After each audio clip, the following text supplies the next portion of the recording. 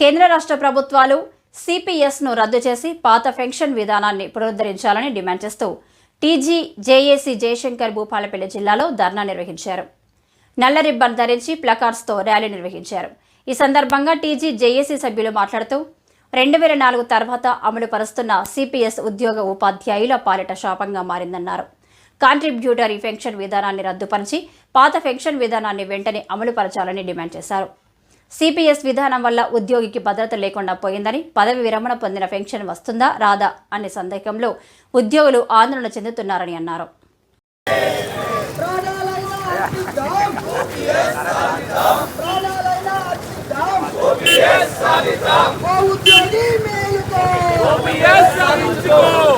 రాష్ట్ర JAC Telangana employees guest officers pensioners teachers సంఘాల JAC పిలుపు మేరకు సెప్టెంబర్ 1వ తేదీ మనము పెన్షన్ విత్డ్రావల్ దినంగా పాటిస్తూ రాష్ట్ర వ్యాప్తంగా అన్ని జిల్లా కేంద్రాలలోనూ కేంద్రంలో కూడా అమరవీరుల స్తూపం వద్ద ఈ యొక్క ర్యాలీలు నిరసన దీక్షలు చేపడుతున్నారు.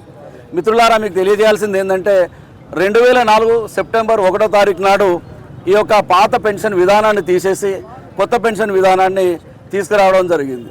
పాత పెన్షన్ విధానానికి కొత్త పెన్షన్ విధానానికి మీకు విలేకరులుగా మీకు కూడా 2 నిమిషాలు ఒక మాటలో చెప్పదలుచుకున్న, పాత పెన్షన్ విధానంలో మా నుండి ఎలాంటి కాంట్రిబ్యూషన్ ఉద్యోగుల నుండి కూడా గవర్నమెంట్కు వెళ్ళదు.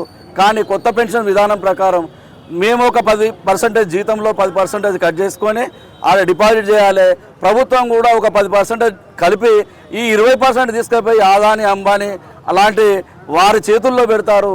వాళ్ళు మునిగితే మేము మునగాలి, వస్తే లాభాలు వస్తాయి, లేకుంటే లేదు అనేటువంటి చందంగా ఈ యొక్క న్యూ పెన్షన్ స్కీమ్ను ఆ రోజు 2004 నుండి పిఎఫ్ఆర్డీఏ చట్టం ద్వారా గతంలో అనేక మార్లు పోరాట కార్యక్రమాల ద్వారా లేని డెత్ గ్రాట్యుటీ మరియు ఫ్యామిలీ పెన్షన్ విధానాన్ని కూడా తెలుసుకోగలిగాం.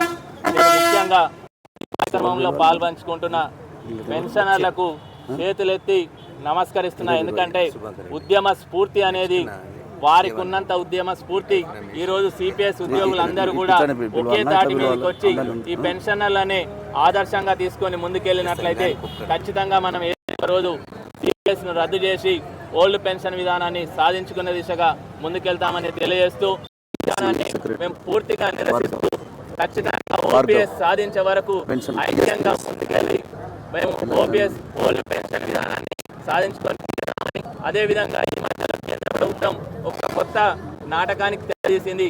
అది ఏకీకృత పెన్షన్ యూపీఎస్ పెన్షన్ కూడా చాలా లొసుగులు ఉన్నాయి. మేము అడిగింది ఇవ్వమంటే దాన్ని డైవర్షన్ చేసినందుకు ఒక విధానాన్ని ముందుకు తీసుకెళ్లిన సందర్భంలో మా అందరి ఒకే